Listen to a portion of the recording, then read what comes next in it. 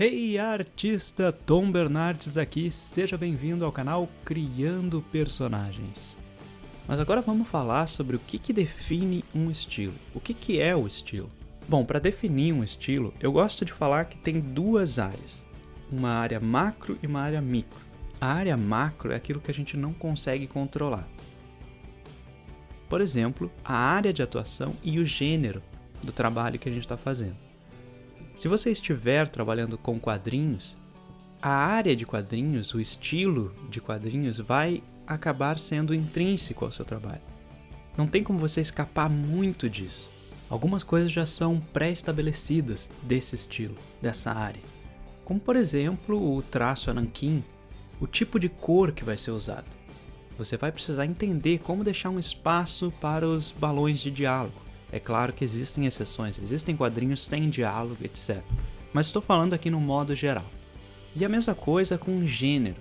Dependendo do gênero que você está fazendo, terror, romance, comédia, o seu estilo precisa mudar um pouco.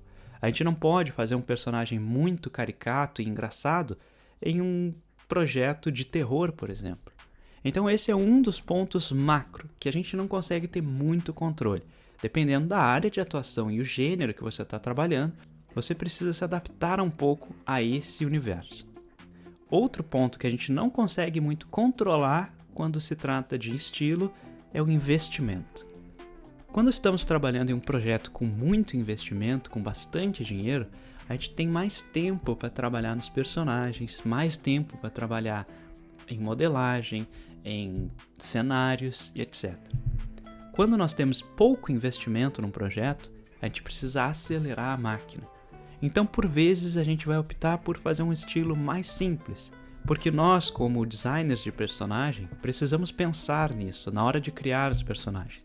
Se é um projeto com pouco investimento, o design precisa ser simples para que então o modelador não tenha muita dificuldade em modelar esse personagem, que no futuro o render e a iluminação também não seja muito complexo e por aí vai.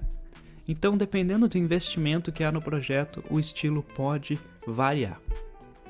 Outro ponto macro nessa questão é a cultura e a época. Dependendo de onde você vive e o mercado que você está trabalhando, vai variar muito o estilo, a cultura. A cultura dos Estados Unidos é muito diferente da cultura japonesa, quando se trata de animação, por exemplo. E a época? É claro que a gente vive numa época e existem influências hoje que a gente acaba aplicando no nosso trabalho. Mas às vezes, dependendo do projeto, por exemplo, o game Cuphead. Esse é um game que se apropriou no estilo das animações de 1930. Então, dependendo da época que você escolhe ser influenciado, o seu estilo vai mudar completamente. Então esse é um outro ponto macro, que são os fatores externos a nós que vão influenciar no estilo. Outra questão macro é o público. Se nós estivermos fazendo um trabalho para um projeto infantil, o nosso estilo precisa ser muito mais simplificado, muito mais colorido, ao contrário de um público mais adulto, onde as proporções, por exemplo, de um personagem precisam ser um pouquinho mais humanizadas, mais realistas.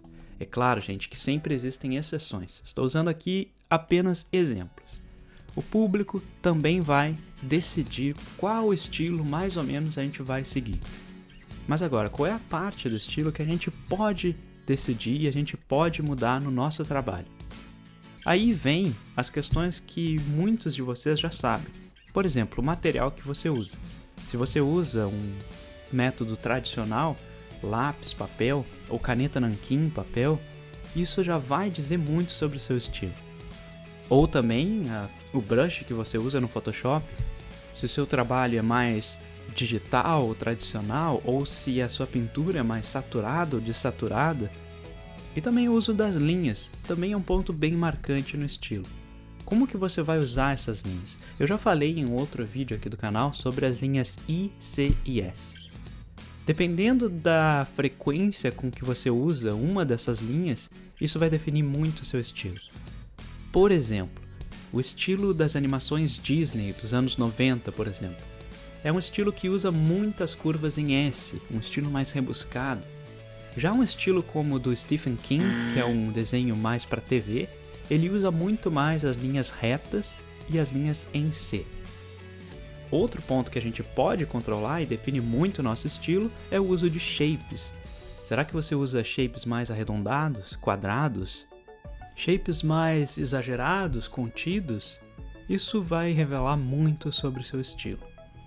E isso é apenas uma guia. É claro que existem outros pontos que podem influenciar no nosso estilo. Se eu estiver esquecendo algum, por favor, deixe nos comentários.